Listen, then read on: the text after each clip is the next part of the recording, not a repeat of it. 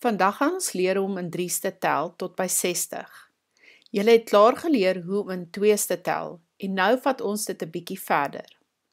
Ons tel in 2's en 3's sodat ons vinniger kan tel en dit help met maalsomme. Kom ons begin. 0 3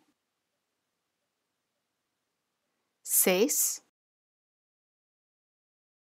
9 12 15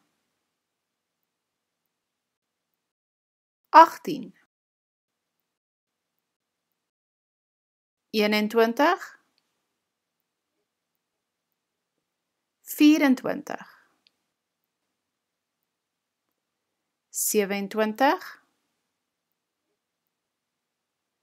30 33 36 39 42 45 48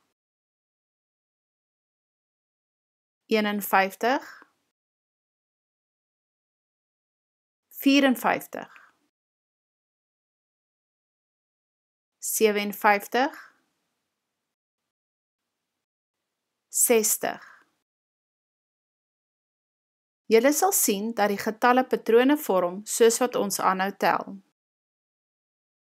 Probeer self verder te tel en kyk gerus weer na die video as jy dit wil oefen. Die sal jou baie help wanneer jy begin maal met 3.